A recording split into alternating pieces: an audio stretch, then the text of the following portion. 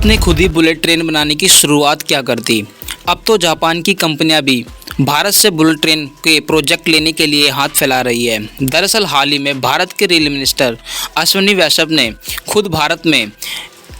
NBT ने असली bullet train बनाने का डिसीजन लिया है, क्योंकि अभी तक मुंबई और अहमदाबाद के बीच जो बुलेट ट्रेन चलाई जानी है उसे हम जापान से खरीदने वाले थे, लेकिन जापान ने अचानक इसकी कीमत इतनी ज़्यादा बढ़ा दी कि यह हमारे लिए काफ़ी ज़्यादा कॉस्ट एक्सपेंसिव लगने लग रहा है। लेकिन जापान की बुलेट ट्रेन बनाने वाली कंपनियों के द्वारा इसकी कीमत को भारत के लिए महंगा करना उन पर कितना भारी पड़ सकता था, शायद जापान ने यह सोचा भी नहीं था। इसलिए भारत के रेल मिनिस्टर ने यह कहा है कि अब भारत में बुलेट ट्रेन को डेवलप करेंगे, जिसमें इंडियन रेलवे आरक्षण एंड मैन्युफैक्चरिंग की दिग्गज कंपनी आईसीएफ बुलेट ट्रेन के कंस्ट्रक्शन पर काम करना शुरू भी कर चुकी है।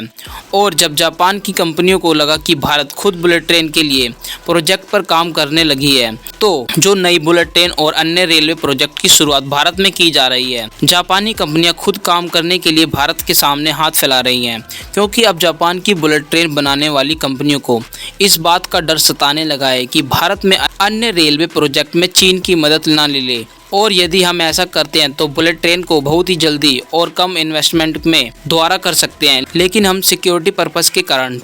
चीन से दूर हटते हैं। पूरी अपडेट क्या है इस वीडियो में समझते हैं, लेकिन आगे बढ़ने से पहले जापान की बुलेट ट्रेन बनाने वाली कंपनी द्वारा भारत के सामने झुकती हुई दिखाई दे रही हैं। उसके लिए इस वीडियो को एक लाइक और चैनल को सब्सक्राइब जरूर करें, क्योंकि ये आपके लिए एक सेकंड का काम है, लेकिन हमारे लिए काफ़ी मदद मिलती है। दरअसल भारत ने साल 2019 में बुलेट ट्रेन दौड़ाने का सपना देखा था और उस समय यह डिसीजन लिया गया था कि साल 2026 तक मुंबई और अहमदाबाद के बीच हाई स्पीड रेलवे प्रोजेक्ट को तैयार कर लिया जाएगा, जिसमें 250 किलोमीटर प्रति घंटे की रफ्तार से बुलेट ट्रेन दौड़ेगी, ताकि मुंबई और अहमदाबाद के बीच जो यात्रा का समय है वह लगभग आधा हो सके। लेकिन इस प्रोजेक्ट पर जिस तरीके से काम चल रहा है, यह प्रोजेक्ट कुछ ज़्यादा ही ढीले हो चुका है और शायद भारत की कंपनियां अकेले इस प्रोजेक्ट पर काम करती हैं और जल्द ही यह पूरा हो सकता था।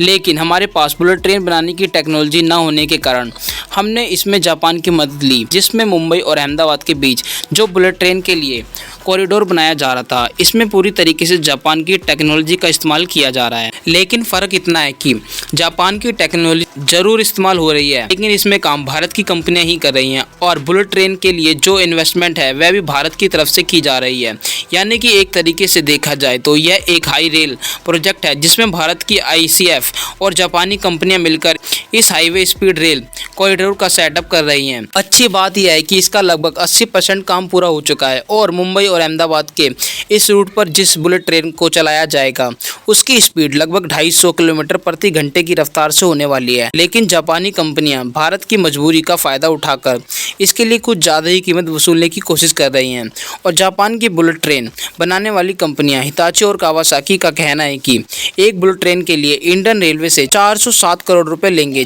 जबकि रेलवे इंडियन कंपनी ये नहीं चाहती कि इस तरीके से बुलेट ट्रेन के लिए केवल कुछ टेक्नोलॉजी न होने के कारण हमसे ज़्यादा कीमत वसूली जाए। लेकिन जापानी कंपनियों को शायद इस बात का अंदाज़ा नहीं है कि भारत के बुलेट ट्रेन को महंगी करके अपने आप का कितना बड़ा नुकसान कर रही है, क्योंकि जापान की बुलेट ट्रेन हमारे लिए महंगी पड़ जाने के कारण इंडियन रेलवे की दिग्गज कंस्ट्रक्शन कंपनी मानी जाने वाली आईसीएफ ने बुलेट ट्रेन को बनाने का काम तेज़ी से शुरू कर दिया है, जिससे जापान की बुलेट ट्रेन बनाने वाली कंपनी हिताची और कावासाकी को लग रहा है कि उनका काफ़ी बड़ा नुकसान होने जा रहा है और भारत अहमदाबाद और मुंबई के बीच जो ट्रेन प्रोजेक्ट उनके हाथ से निकलने वाला है, इसीलिए अब जापान की यह कंपनी भारत के आगे झुकती हुई दिखाई दे रही है। और हाल ही में खबर निकल कर आई कि जापान की हिताची और कावासाकी यह दोनों कंपनियां बुलेट ट्रेन के साथ कनेक्टिविटी की सर्विस भी भारत को ऑफर कर रही है और शायद जापान की कंपनियों को भारत की उभरती मार्केट और रेलवे की उपयोगिता की समझ में आने लगी है और जापान की बुलेट ट्रेन बनाने वाली कंपनी कावासाकी की इस बात को स्वीकार करने के लिए तैयार हो चुकी है।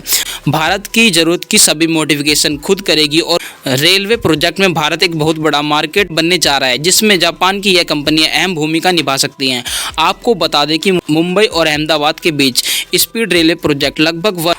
2 लाख करोड़ रुपए का होने वाला है। इस प्रोजेक्ट के सेटअप होने की लागत बढ़ती है तो ऐसे में यह प्रोजेक्ट और डिले हो सकता है, इसलिए हमें बजट का भी विशेष ध्यान रखना है। फिलहाल इस समय जापान की हिताची, कावासाकी और इंडियन रेलवे के बीच अभी भी यह गोष्ठी एशियन चल रहा है कि जापान की टेक्नोलॉजी कहां पर इस्तेमाल की जाएगी और कहां पर नहीं। नई रिपोर्ट की माने तो जापान की यह कंपनियां जो बुलेट ट्रेन भारत में भेजेंगी उसकी फुल स्पीड 320 किलोमीटर प्रति घंटे की होगी, जबकि 250 किलोमीटर प्रति घंटे की रफ्तार से चलाया जाएगा, क्योंकि जो ट्रैक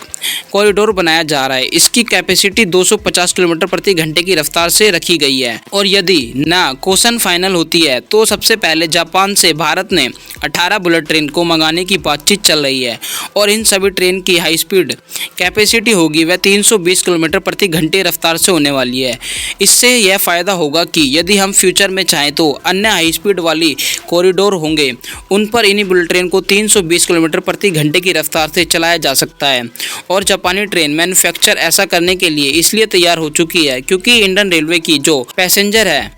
वह सिंगापुर और मलेशिया में कहीं ज़्यादा है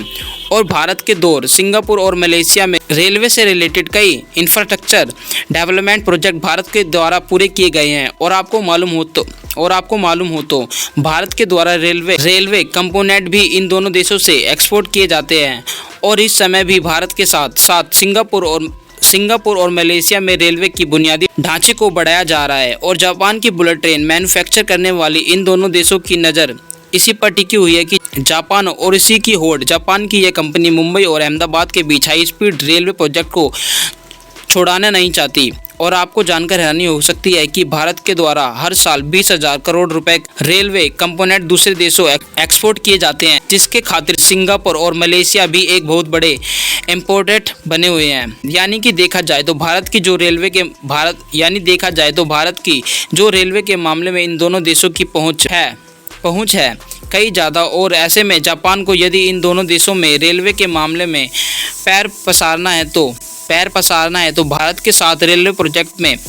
पकड़ बनाकर रखनी काफ़ी ज़्यादा ज़रूरी है। कि आपको क्या लगता है कि मुंबई और अहमदाबाद के बीच हाई रेल प्रोजेक्ट कब तक कंप्लीट हो जाएगा? अपनी राय कमेंट में ज़रूर बताएं और इस वीडियो को अपने दोस्तों तक जरूर शेयर करें ताकि उनको भी। और इसी तरह नॉलेज वीडियो देखने के लिए हमारे चैनल को सब्सक्राइब करें, बेल आइकन को ऑन करें